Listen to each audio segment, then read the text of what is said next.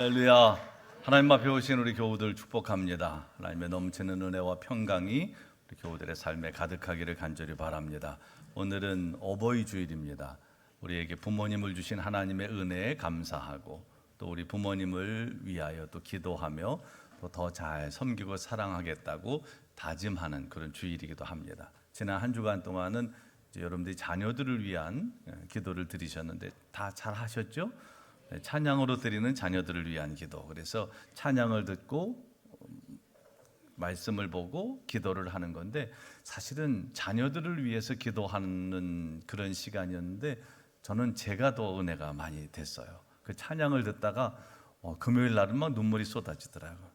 혼자 걷지 않을 거예요. 여러분 들으셨어요?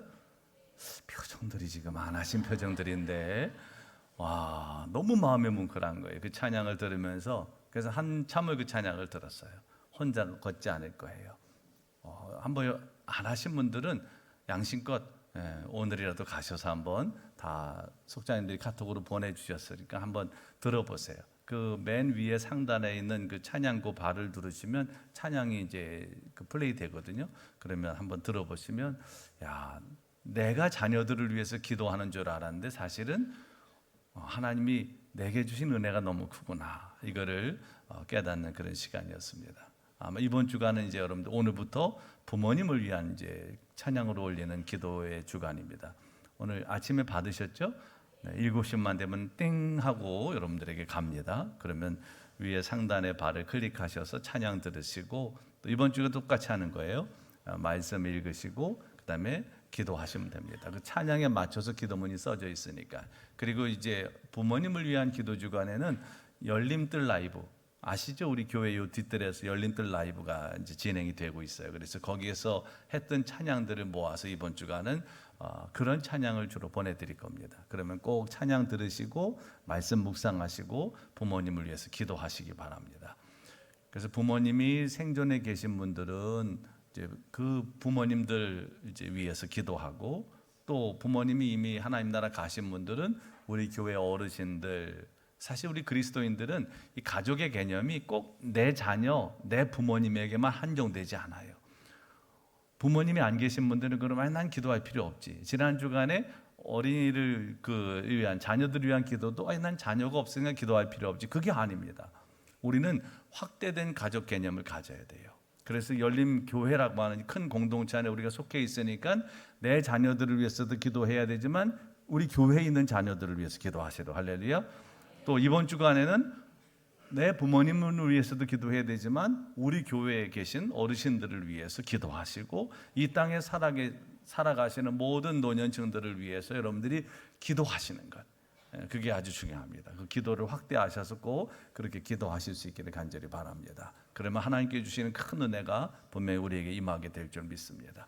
내가 기도하지만 은혜는 내가 받아요. 물론 우리의 기도 대상자들에게도 하나님의 은혜가 흘러가지만 먼저는 내게 임하는 은혜가 있으니까 꼭 그 은혜를 누리시기를 바랍니다. 어버이날에 뭐 여러 카톡들이, 요즘에는 사람들이 좋은 글이 있으면 이렇게 보내주는 게 재밌나 봐요. 그날도 어버이날 엄청 많이 카톡이 왔어. 이제 뭐 자기가 좋은 글귀라고 생각하는 게 있으면 이제 보내주는 거예요. 이제 근데 제가 받았던 것 중에 이런 글이 있었어요.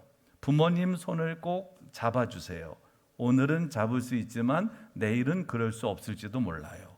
사랑한다고 말하세요. 지금은 얼굴을 보며 말하지만 먼 훗날엔 하늘을 보며 말해야 할 테니까요. 이런 글이었어요. 지금 부모님 손을 꼭 잡아주시라는 거죠. 왜냐하면 내일은 그럴 수 없을지도 모른다. 사랑한다고 말을 해라. 오늘 하지 않으면 나중에는 부모님이 떠나신 다음엔 하늘에 대고 말아야 되는 날이 올 수도 있으니까 지금 계실 때 하라는 거죠. 그런 얘기가 있습니다. 효도를 하고자 하나 부모님이 기다려 주시지 않는다. 오늘날 내가 정신을 차리고 이제 효도해야 되겠다라고 생각했는데 부모님이 안 계신 거예요. 부모님은 기다려 주지 않으십니다. 그렇기 때문에 계실 때 잘 하셔야 되는 거죠. 기회가 있을 때 사랑한다고 말씀드리고, 기회가 있을 때 손 꼭 잡아주시는 일 꼭 하실 수 있기를 간절히 바랍니다. 나중에는 이 기회가 없을 수도 있어요. 우리가 부르는 이 어버이날의 많이 불렀던 그런 노래 중에 어머님 은혜라고 하는 노래가 있어요. 어머님 은혜라고 하는 이 노래는 우리가 3년 전인가 2년 전인가 한번 부른 적이 있는데 그 윤춘명 목사님이라고 감리교 목사님이십니다. 동부연의 감독도 지내신 분이신데 이분이 그러니까 시를 쓴 거예요. 그리고 거기에 그 아주 당시에 유명한 작곡가고 그리고 많은 그 동요 찬송가를 작곡했던 박재훈 목사님이 이제 곡을 붙였습니다. 근데 거기에 사연이 있어요. 이 윤춘명 목사님이 원래는 그 평안남도 중화군이 고향이었대요. 그런데 1945년에 해방이 되고 난 다음에 그 북한의 북쪽에서는 이 공산당원들의 탄압이 너무나 심해서 어머님을 두고 이 남쪽으로 이제 이렇게 월남을 하게 됐는데 그 고향을 떠나는 마지막 날 어머니가 이제 가면 언제 오냐고 우는 어머니를 두고 이제 내려온 겁니다. 그런데 다시 갈 수가 없었어요. 어머니하고는 그게 마지막이었어요. 그리고 이 남한에 내려와서 생활하는 그동안에 1948년 11월에 굉장히 많이 아팠다고 그래요. 당시에는 이 말라리아에 걸리게 되면 이게 불치병이었는데 이 말라리아 걸려서 사경을 헤맬 때 어머니가 너무 그리운 겁니다. 그럼 아프면 엄마가 그립잖아요. 그러니까 어머니가 너무 그리워가지고 그리운 마음을 이 시로 쓴 거죠.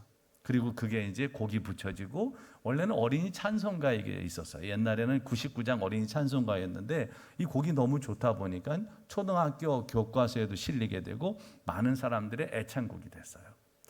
한번 오늘 어버이 주일이니까 그게 원래 1절, 2절만 우리가 주로 초등학교 때 배웠는데 원래는 3절까지 있습니다. 근데 3절에는 신앙 고백이 담겨져 있다 보니까 이 3절은 빼고 교과서에 실린 거예요. 그러다 보니까 3절을 우리가 잘 몰라요. 근데 오늘 3절까지 악보를 준비해 놨으니까 한번 여러분 오늘 한번 어머님, 이 부모님의 은혜를 생각하면서 한번 같이 불러보겠습니다.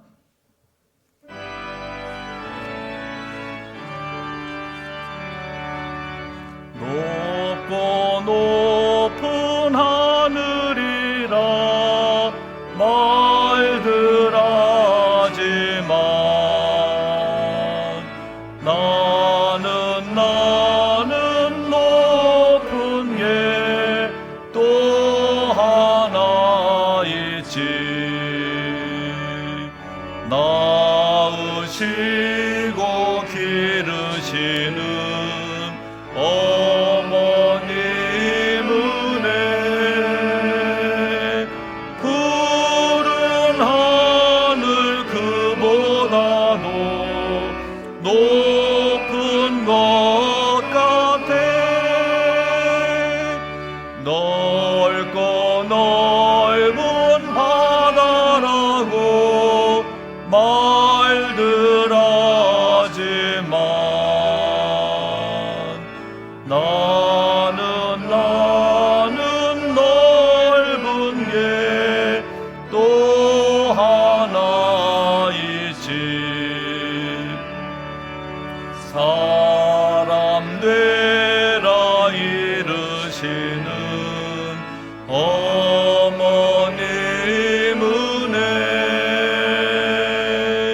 푸른 바다 그보다도 넓은 것 같아 산이라도 바다라도 따를 수 없는 어머님의 큰 사랑 거룩한 사랑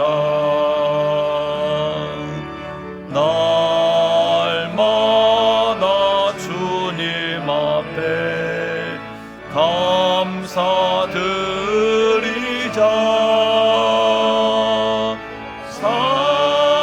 사랑의 어머님을 주신 은혜를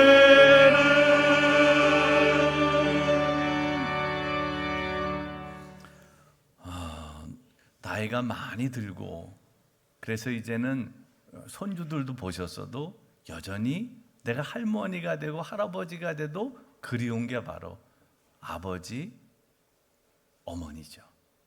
왜냐하면 언제든지 우리가 가서 안길 품이 없고, 또 내가 모든 가면을 다 벗고, 세상적인 내 집이라든지 세상적인 가면 다 벗고 사실은 가장 액면 그대로 자녀로서 만날 수 있는 그분이 바로 부모님이시기 때문에 그렇습니다. 그래서 부모님이 계신 분들은 그 부모님을 진짜 잘 공경하셔야 되고, 부모님이 이미 떠나신 분들은 부모님께서 하셨던 말씀, 주셨던 그런 여러 가지 교훈들, 기억들을 마음에 잘 담고 그렇게 삶을 힘차게 살아가시다가 또 하나님 나라에서 뵙는 그런 은혜를 꼭 누리시게 되기를 간절히 바랍니다. 성경에 보면 부모님을 공경을 명하는 10계명은 5계명입니다. 이렇게 말씀해요. 출애굽기 20장 12절에 보면 내 부모를 공경하라, 그리하면 내 하나님 여호와가 내게 준 땅에서 내 생명이 길리라. 이 말씀은 이 생명의 연속성과 관련이 있습니다. 부모님을 공경한다고 하는 것은 단순히 부모님을 잘 봉양한다 이런 것들을 넘어서는 차원입니다. 부모님은 우리에게 생명을 주신 분이에요. 때로는 여러분의 부모님이 다 이렇게 우리 부모님은 너무 훌륭하셔, 우리 부모님은 정말 내가 존경할 만한 분이야 라고 하지 못할 수도 있어요. 부모님이 내가 정말 존경하고 사랑할 만한 대상이면 얼마나 좋습니까? 그런데 때로는 부모님에게 가장 큰 상처를 입었을 수도 있고, 부모님에게 가장 먼저 폭력을 당했을 수도 있어요. 그래서 이 부모님을 공경하라고 하는 이 말씀이 여러분들에게는 너무나 아멘이 안 되는 분도 있을 수 있습니다. 어떤 분들이 그러더라고요. 자녀가 없는 분들이나 자녀를 잃은 분들은 어린이날 이게 너무 고통스럽다는 거죠. 나는 자녀가 없는데 어린이날, 또 나는 자녀를 어떤 사정으로든 사고로 잃었던 뭔가 이런 어려움으로 인해서 자녀를 잃었는데 어린이날 나는 너무 힘들다. 또 어버이날도 그럴 수도 있어요. 어떤 분들은 정말 부모님을 생각하면 존경과 사랑의 마음보다는 너무 밉고 화가 나는 분들도 있을 수 있습니다. 그런데 성경이 말씀하는 건 뭐냐? 혹시라도 정말 부모님이 그런 분이시라 할지라도, 부모님이 여러분들에게 아픔을 주고 상처를 주고 여러분들이 부모님을 생각했을 때 그 부모님이 정말 고마워서 눈물이 나오고 그리워서 눈물이 나오는 게 아니고 막 너무 화가 난다고 하는 그런 부모님이라 할지라도 성경은 분명히 말씀합니다. 하나님께서 그 부모님을 통해서 우리를 이 세상에 있게 하셨고, 그래서 이 부모님은 우리로 하여금 생명의 전달자로 생명의 연속성이 있게 했으니까 그 자체만으로도 공경해야 된다는 거죠. 그 자체만으로도. 사실은 많은 부모님들이 미숙할 수 있어요. 부모님도 실수할 수 있습니다. 부모님도 실패할 수 있습니다. 자녀들에게 다 이야기하지 못한 부모님의 삶의 애환도 많습니다. 그래서 나중에 자녀들이 진짜 철이 들어서 부모님의 그런 삶을 이해하게 되면 부모님의 그런 연약함, 부모님의 실수, 부모님의 부족함까지도 다 마음에 끌어안게 되죠. 그런데 이렇게 되기까지는 참 많은 시간이 필요할 수 있어요. 많은 세월이 지나야 될 수도 있습니다. 그런데 어쨌든 성경에서 말씀하는 것은 생명의 전달자로서 부모님을 귀히 여기라고 말씀합니다. 그리고 또 여기에 부모님을 공경하라고 하는 이 말씀 속에는 이 부모님의 어떤 경제적인 것에 대한 돌봄, 이런 것까지도 포함합니다. 여러분, 부모님을 공경하라고 하는 이 말씀 속에는 부모님을 경제적으로 잘 돌봐드려라 라고 하는 의미가 포함되어 있어요. 사실 나이가 많아져서 노동력을 잃게 되면 누군가의 도움을 받지 않으면 생활이 안 됩니다. 그런데 그렇게 나이가 많이 들어서 어떤 생활력을 잃게 된 그 노년층들, 그분들에 대해서 우리가 어떻게 그분들을 돌봐드리냐라고 하는 것이 한 가정이나 사회의 온전성을 재는 척도가 될 수 있어요. 건강한 사회는 이렇게 노년이 돼서 뭔가 생산적인 일을 하지 못할 때도 그때도 인간의 존엄을 누리며 살아갈 수 있는 그런 제도적인 장치가 돼 있는 사회가 건강한 사회입니다.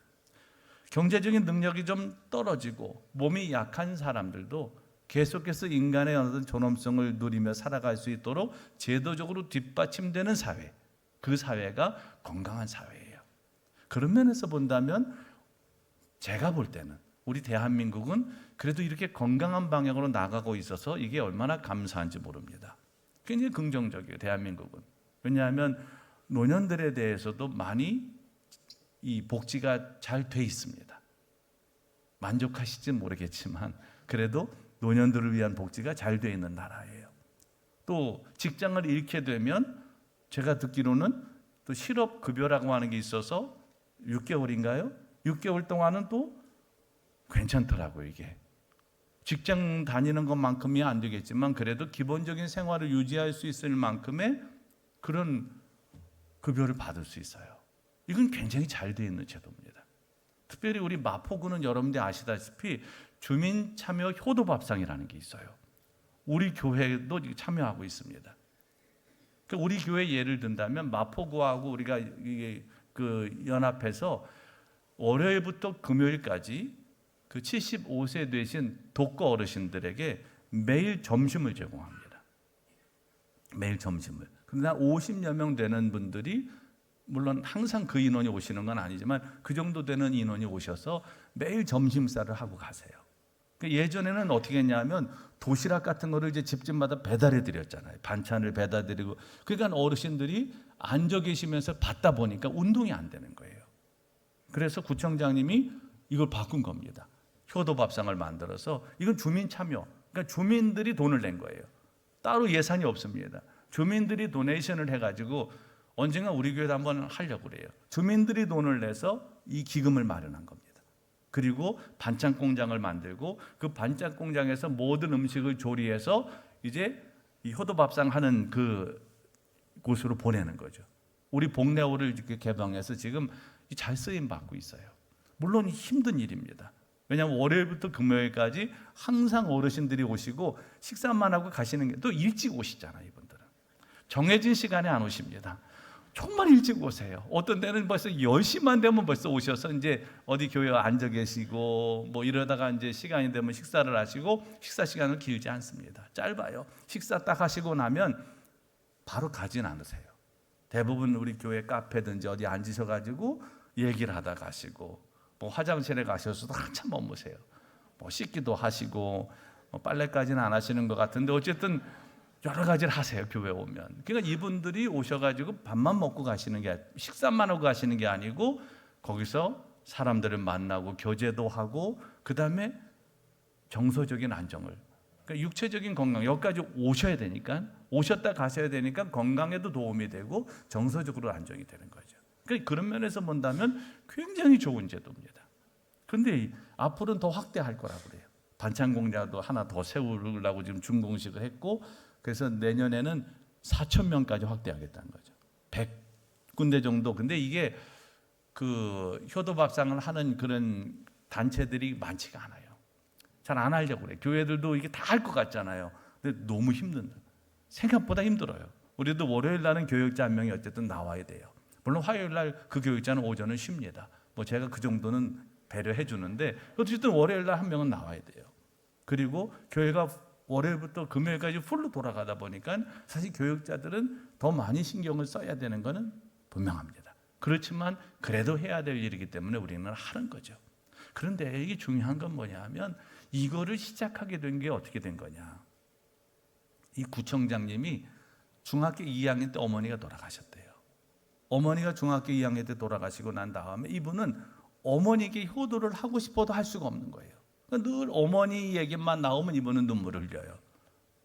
크리스천입니다. 구청장님 아시다시피. 근데 늘 그 마음이 있었던 거예요. 그러다 보니까 이분이 구청장이 되고 나니까 이 가족 관계를 확대한 겁니다. 이분이 그렇게 얘기합니다. 모두가 부모고 모두가 자식이다.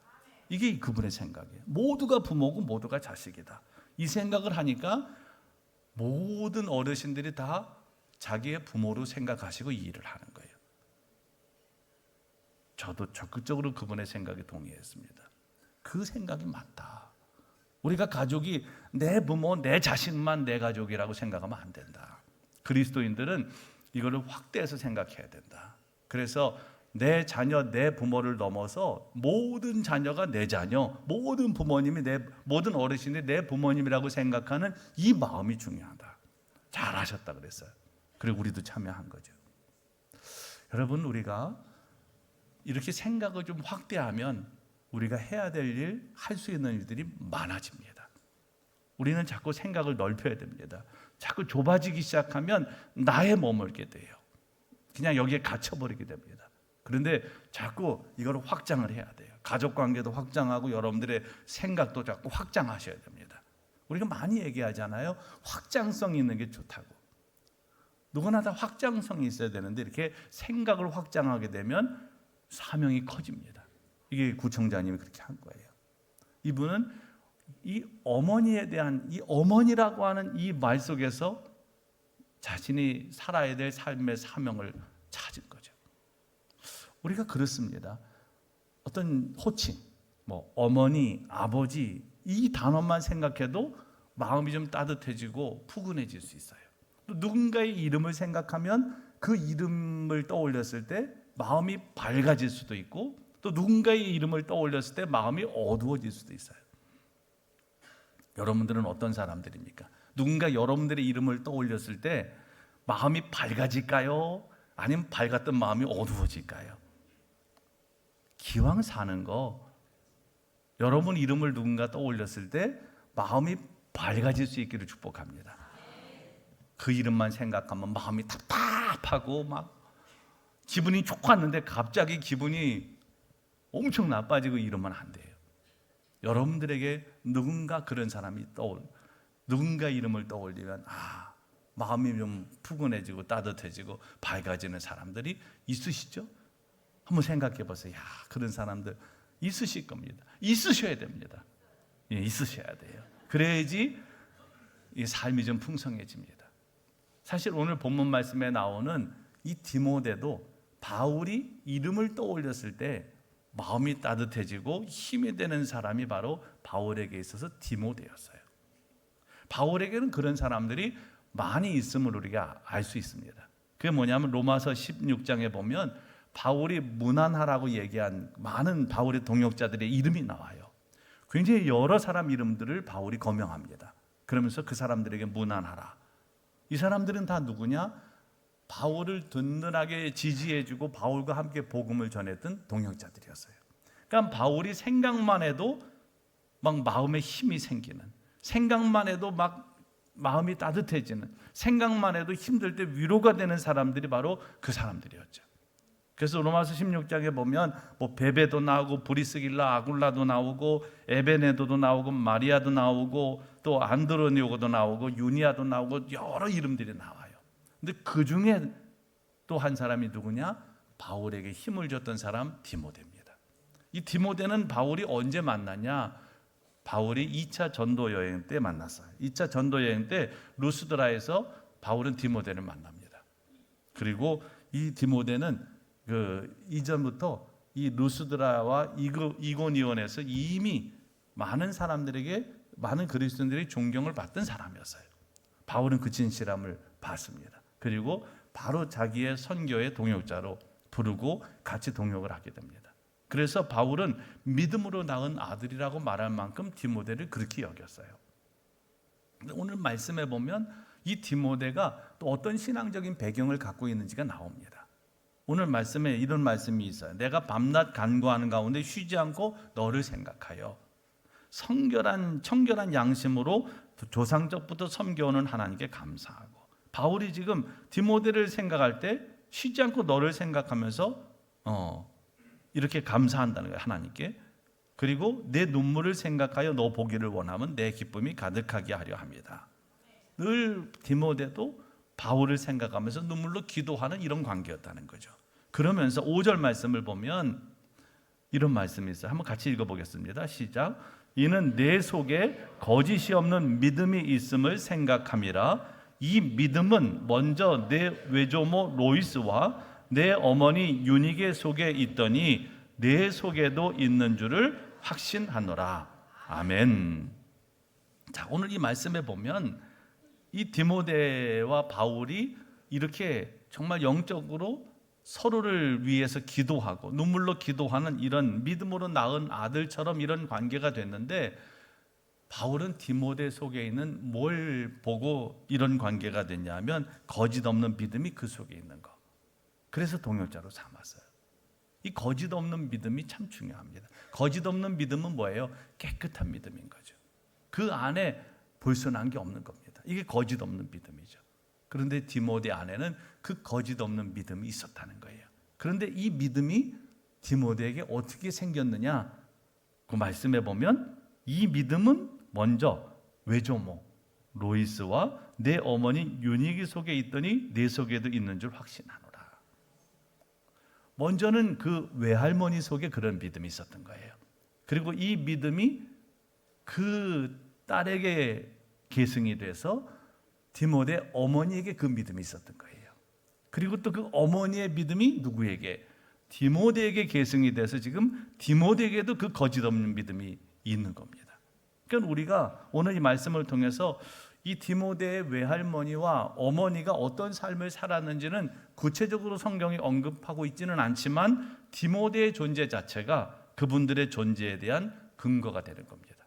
디모데를 보면서 이 거짓 없는 믿음, 그 외할머니, 어머니 그리고 디모데에게 이어진 이 믿음의 계승 속에서 있었던 이 거짓 없는 믿음, 이 디모데의 모습 속에서 이걸 발견하는 거죠. 그리고 이분들의 삶이 그랬을 거라고 우리가 얼마든지 확신할 수 있는 거죠. 그 디모데를 통해서. 여러분, 오늘 우리가 믿음 안에서 정말 잘 살아가는 것은 뭐냐? 바로 이렇게 믿음을 계승하는 거고, 우리가 이런 좋은 믿음을 이어가는 것보다 더 좋은 믿음의 삶은 없습니다. 그리고 그렇게 아름답게 믿음을 이어가면서 이 우리의 선조들의 그 좋은 믿음을 드러내는 것, 이것이 후손들이 해야 될 가장 중요한 일입니다. 여러분, 후손들의 책임이 있어요. 후손들의 책임은 뭐냐? 우리 부모님 세대의 믿음을 잘 이어받는 거, 이게 후손들이 해야 될 일입니다. 그리고 후손들의 책임은 뭐냐? 내가 부모님의 삶보다는 더 나은 삶을 살기를 위해서 힘쓰는 거예요. 모든 부모님들의 바람이 있다면 이 두 가지가 가장 커요. 믿음을 이어가기를 원하는 거. 여러분들 중에 아이고 내 자녀들은 믿음 생활 안 하면 좋겠습니다, 이렇게 생각하는 분들이 있으신가요? 아무도 없으실 겁니다. 자녀들에게 믿음이 계승되는 것보다 더 여러분들이 정말 크게 기도하는 제목이 없으실 거예요. 물론 이게 잘 쉽지가 않아요. 자녀들이 말을 잘 안 듣습니다. 그렇지만 여러분들이 포기하시면 안 됩니다. 하나님이 우리를 포기하지 않으시듯이 여러분들도 여러분들의 자녀들, 여러분들의 후손들을 포기하시면 안 돼요. 계속 눈물로 기도하시면 분명히 여러분들의 믿음이 계승되는 은혜를 하나님께서 베풀어 주실 줄로 믿습니다.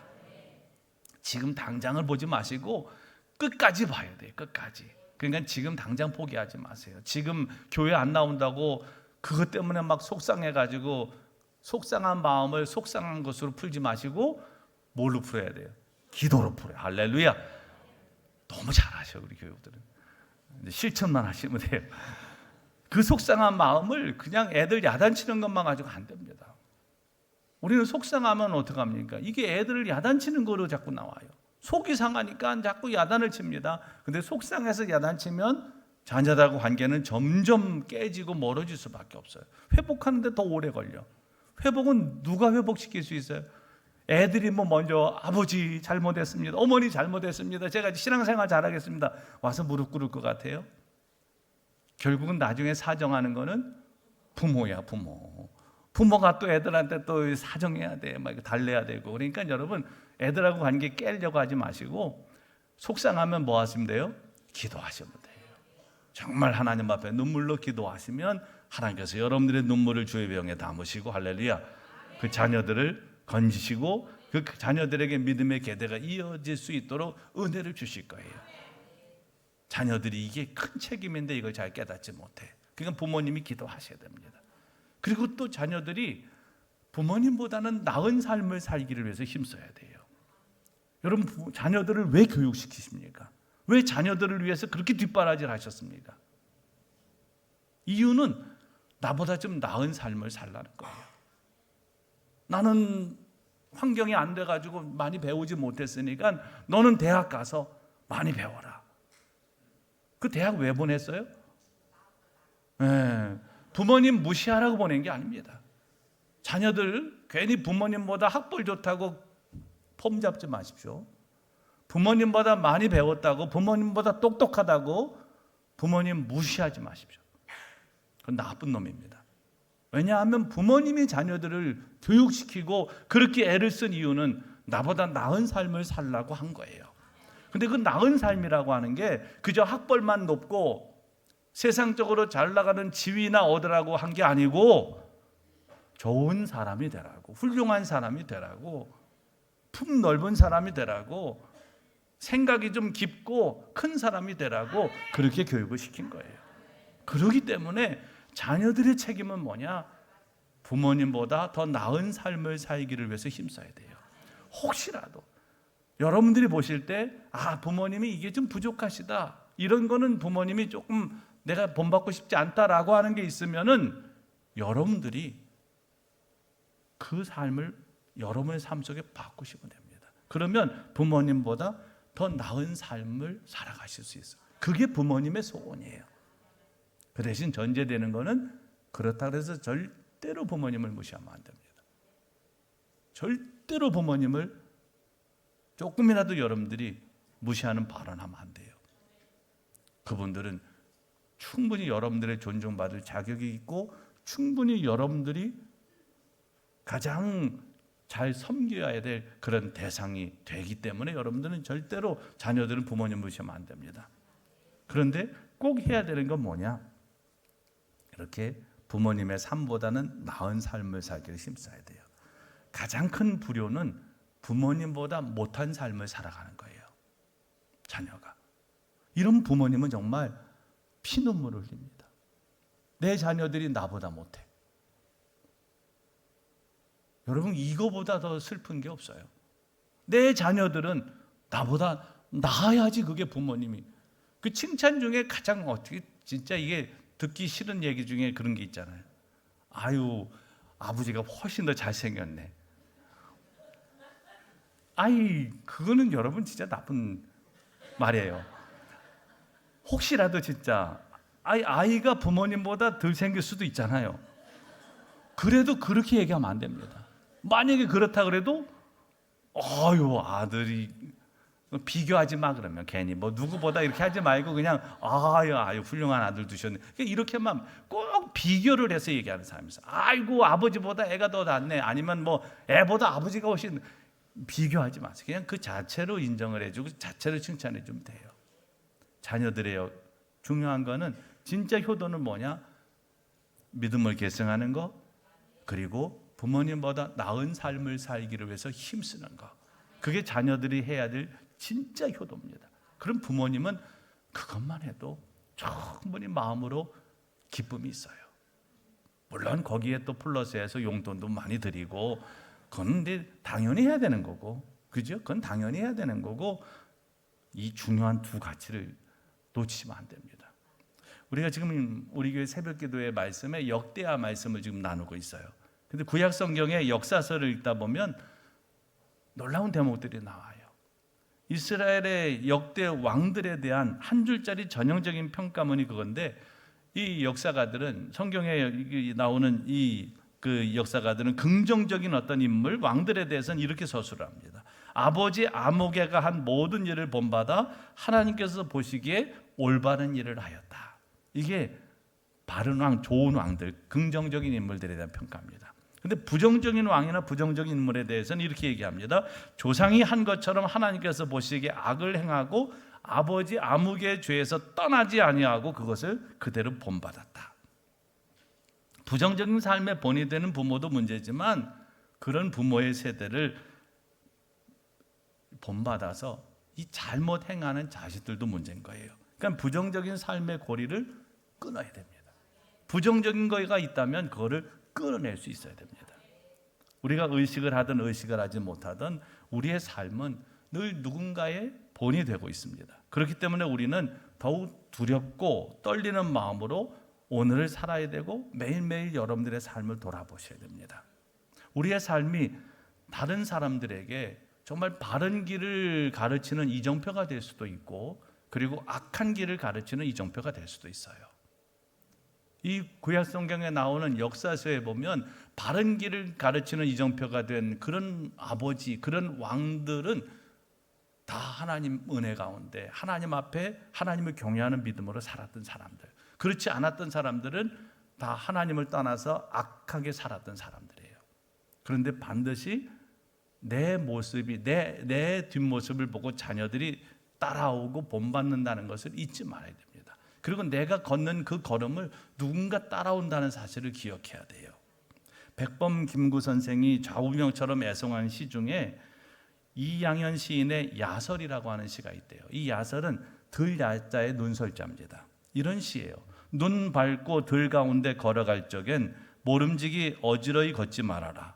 오늘 아침 내가 간 발자국들이 마침내 뒷사람의 길이 되리니 눈 온 아침 들 가운데 걸어가노니 나로부터 길을 열미 시작되노나 잠시도 구불구불 걷지 않으면 뒷사람 헷갈릴까 염려해서네. 우리가 함부로 살 수 없는 까닭이 여기에 있습니다. 우리가 먼저 간 그 길을 누군가 따라올 때 여러분들이 왔다 갔다 이리저리 걷다 보면 그 사람도 길이 헷갈릴 수 있기 때문에 우리는 똑바로 가야 됩니다. 누가 보지 않아도 똑바로 걸으십시오. 혹시라도 내 행로가 뒤에 올 누군가의 행로를 비틀거리게 만들지도 모르기 때문입니다. 누가 뭐라 하지 않아도 똑바로 사십시오. 내 인생이 누군가의 인생의 거울이 될 수도 있기 때문입니다. 그렇기 때문에 우리는 바르게 걸어야 되고 바르게 살아야 됩니다. 그리고 그 모습을 통해서 내 자녀들이, 내 후손들이 또 그 길을 따라오기 때문에 믿음 생활도 잘 하셔야 되고 또 사회생활도 잘 하셔야 되고 좀 부담스럽지만 잘 하셔야 됩니다. 그리고 가장 중요한 거는 믿음의 계승. 이것보다 더 중요한 건 없습니다. 그렇기 때문에 여러분들이 오늘 이 디모데에게 외할머니가, 어머니가 거짓 없는 믿음을 계승한 것처럼 여러분들도 여러분들의 자녀들에게, 후손들에게 이렇게 거짓 없는 믿음을 잘 계승할 수 있는 분들이 꼭 되시기를 축복합니다. 그래서 우리가 이 세상을 이제 떠나게 되는 날이 이제 오는데, 그때 남겨진 후손들 때문에 너무 마음이 든든해서 하나님 참 감사합니다. 이렇게 믿음의 후손들을 남겨뒀으니 저는 편안한 마음으로 하나님 나라를 향해서 갑니다. 하나님 감사합니다. 이렇게 기도할 수 있는 여러분들이 되시기를 우리 주님의 이름으로 간절히 축원합니다. 기도하겠습니다. 이 시간 기도하실 때 하나님, 오늘 어버이 주일을 맞아서 우리 부모님들의 삶을 늘 돌봐주시고 건강을 지켜주시고 또 삶의 평안을 허락하여 주시옵소서.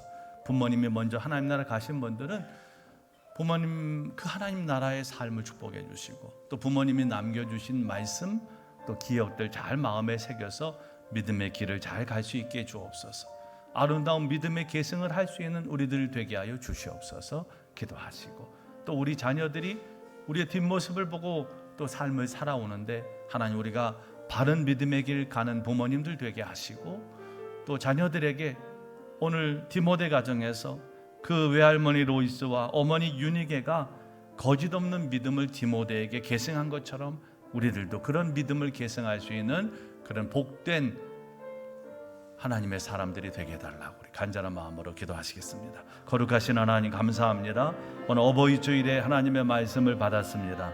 하나님, 우리 모든 부모님들 또 어르신들을 축복합니다. 하나님께서 함께하여 주셔서 그 모든 삶이 하나님 안에서 평온하게 하시고 강건하게 하여 주시옵소서. 노년의 삶이 많이 고단하고 힘겹습니다. 그러나 하나님 동행하셔서 그 걸음걸음 복되게 하여 주시옵소서. 후손들을 위해서 기도하실 때마다 그 간절한 기도가 그대로 후손들의 삶에 하나님의 복이 되게 하여 주시옵소서. 우리보다 먼저 또 하나님 나라 가신 우리 부모님들을 위하여 기도합니다.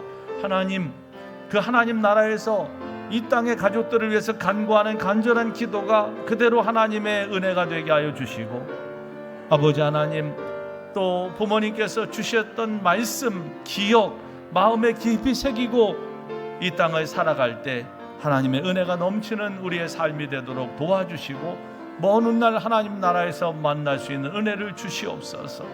또한 우리가 부모로서 자녀들에게 또 좋은 본이 되어야 되는데 너무나 어렵습니다.